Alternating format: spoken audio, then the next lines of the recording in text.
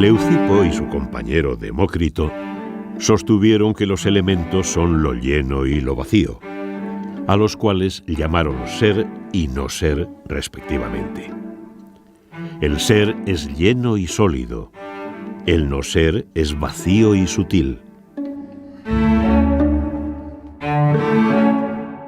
Como el vacío existe no menos que el cuerpo, se sigue que el no ser existe no menos que el ser. Juntos los dos constituyen las causas materiales de las cosas existentes.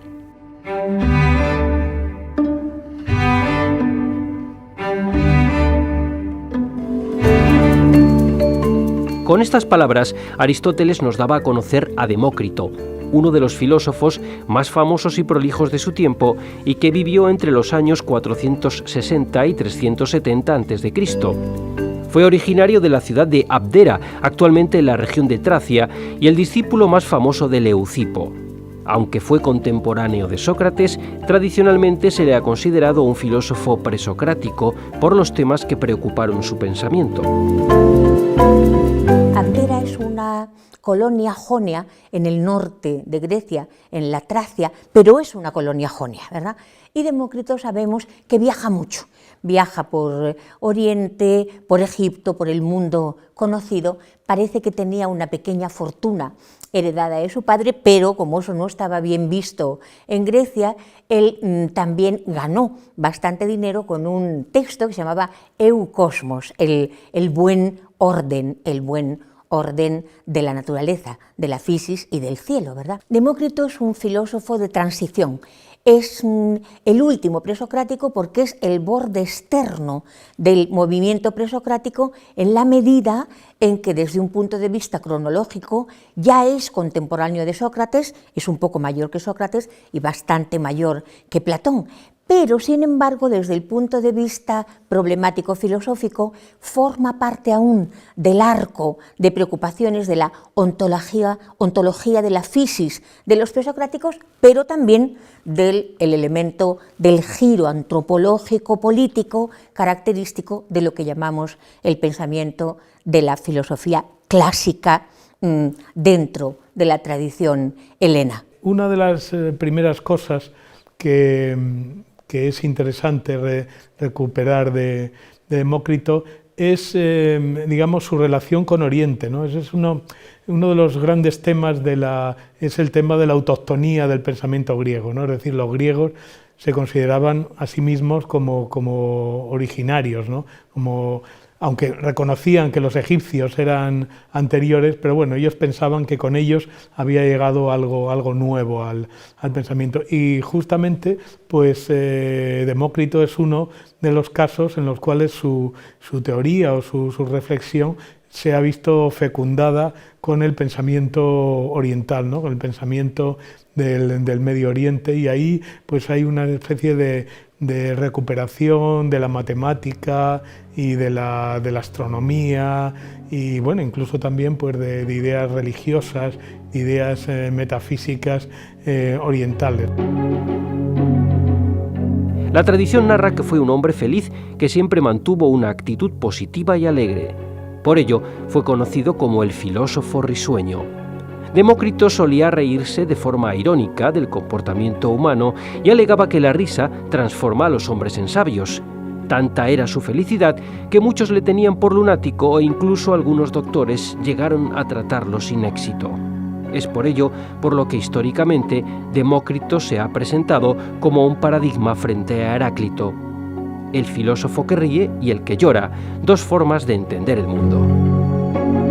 Eso es una contraposición que se ha retomado especialmente, bueno, pues en el Renacimiento, en el Barroco y luego, bueno, casi hasta nuestros días, ¿no?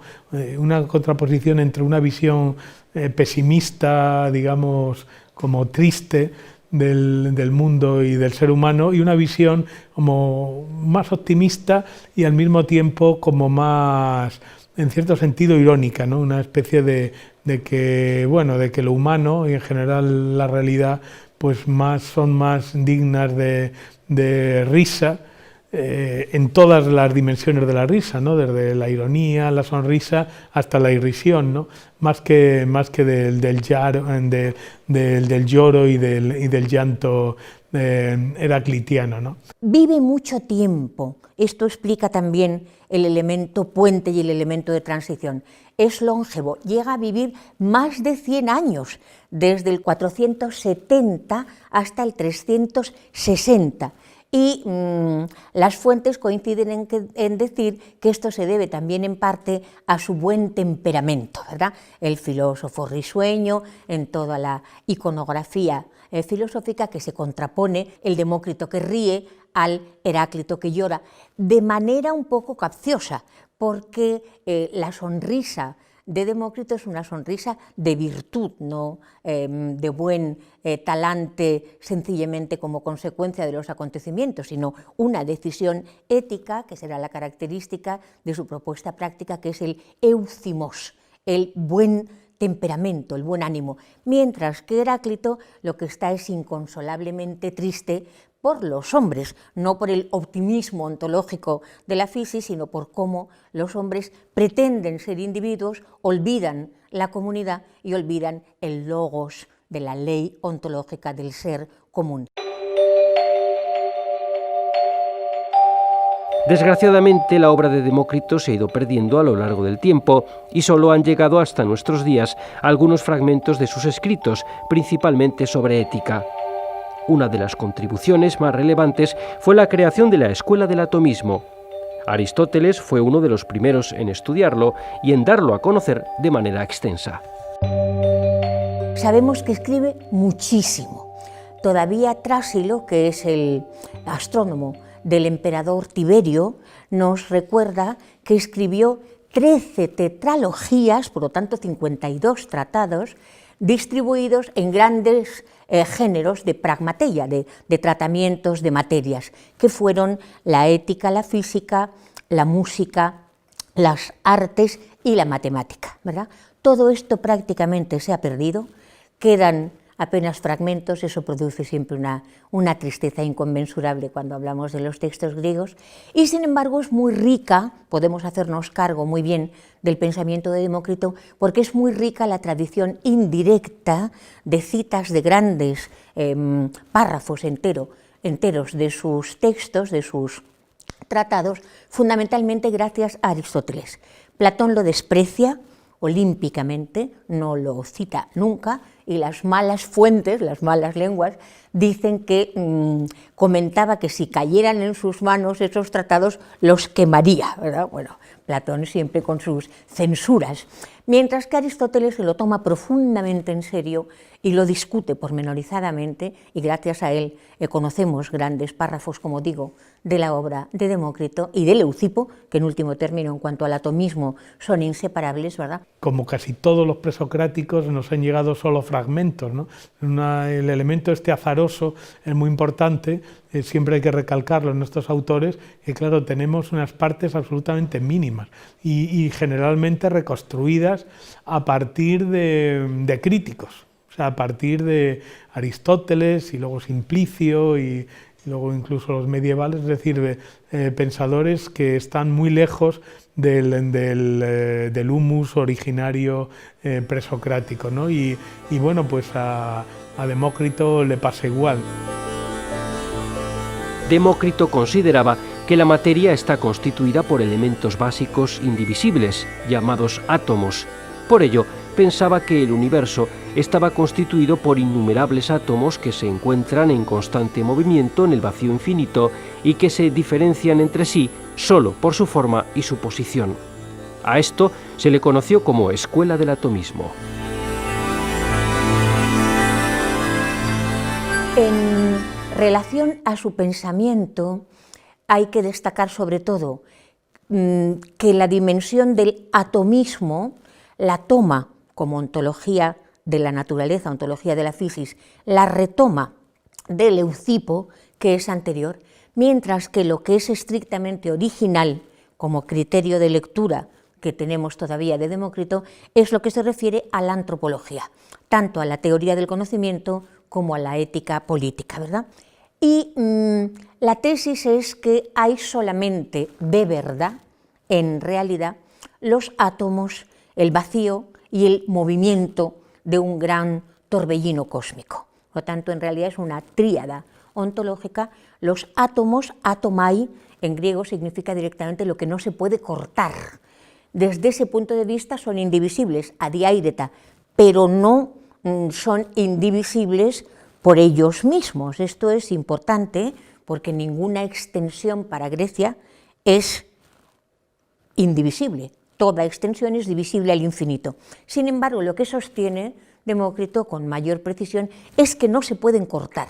Los atomai, los no cortables, ¿verdad?, los no heribles, los no incidibles, estos son lo compacto, lo lleno, le llama toón.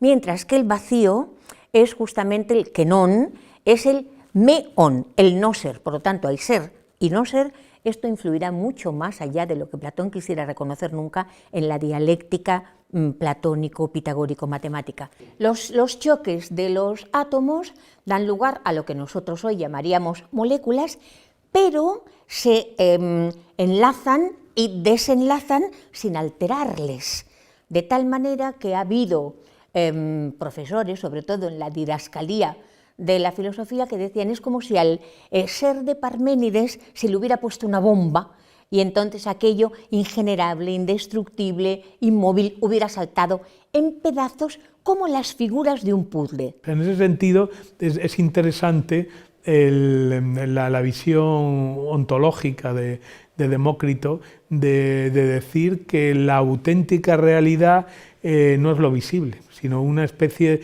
unos constructos mentales, unos constructos científicos o precientíficos que serían estas dos nociones, ¿no? El vacío como una especie de continente y luego los átomos como una especie de contenido, ¿no? Dice que todo el mundo, o sea, toda la construcción, todo lo que vemos realmente de forma fenoménica, no es nada más que articulaciones de diferentes átomos, ¿no? La idea de que el conocimiento, pues en cierto sentido, es una especie de resultado de una impronta, una especie de efecto de las cosas exteriores sobre nuestros órganos de los sentidos, ¿no?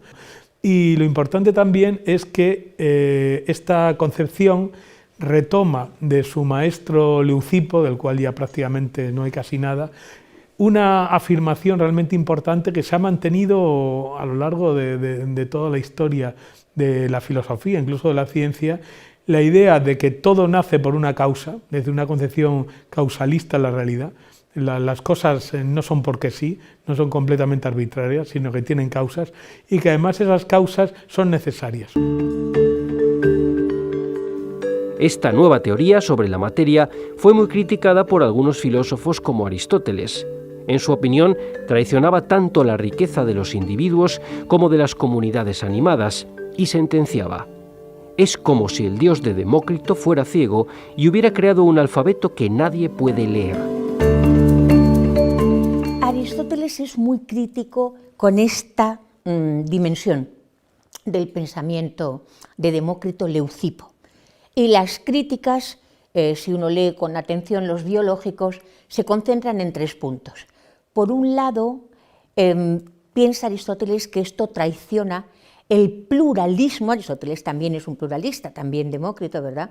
Pero Aristóteles ahí se basará más en Empédocles, en las raíces vivas, cualitativas de las dimensiones. Traiciona la riqueza, la complejidad, la diferencia tanto de los individuos como de las comunidades animadas, dando lugar, por lo tanto, a un mundo muerto, a un mundo artificial, a un artefacto que no se hace cargo de la complejidad de la vida y tampoco del deseo.